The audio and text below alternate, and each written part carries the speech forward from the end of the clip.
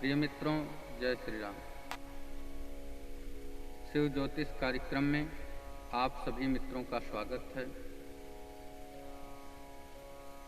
मित्रों, आजकल हमारी चर्चा विवाह प्रकरण पर चल रही है, तो इसी के अंतर्गत आज हम चर्चा करेंगे ग्रह मैत्री क्या है, इससे कितने दोषों का शमन होता है, कितने दोष कट जाते हैं। तीसरा, ग्रह मैत्री से और किन किन चीज़ों का विचार करना चाहिए।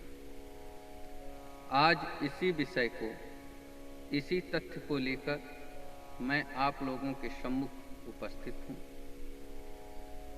पहले बता देना बहुत जरूरी है कि कुंडली मिलान में नाड़ी दोष, भकुट दोष, ग्रह मैत्री और मांगलिक दोष, इसका विचार अवश्य कर लेना चाहिए।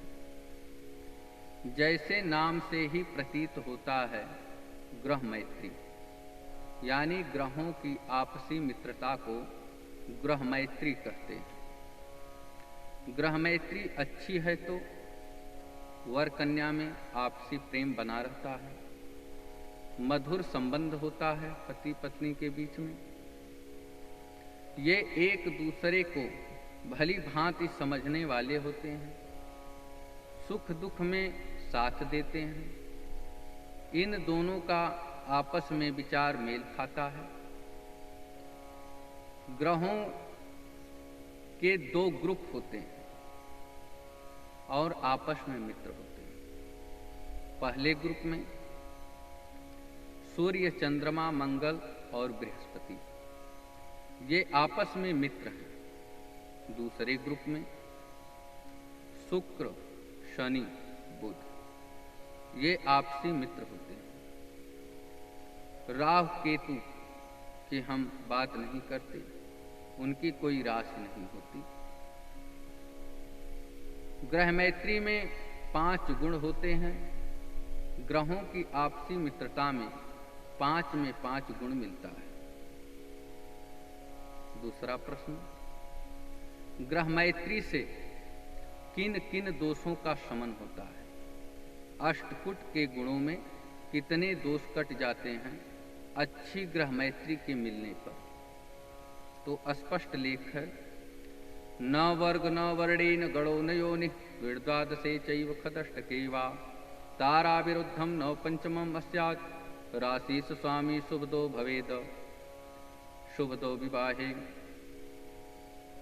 वर्ग, वर्ण, योनि, गण, तारा, राशि, खडाष्टक, नाड़ी, नवम और पंचम, इसमें से कोई एक मत मिल जाए और वर कन्या के ग्रहों में आपसी मित्रता हो या दोनों के ग्रह एक हो तो विवाह कर लेना चाहिए।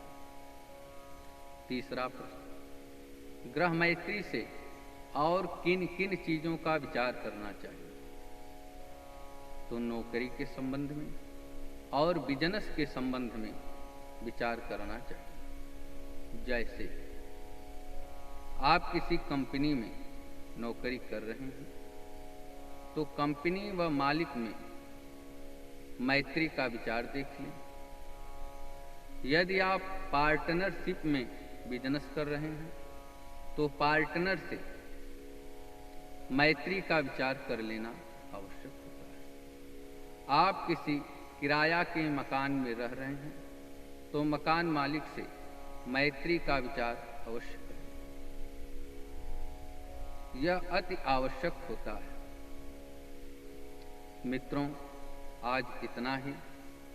पुनः आप लोगों के सम्मुख सुंदर सा तथ्य लेकर के मैं उपस्थित होता रहूँगा। धन्यवाद।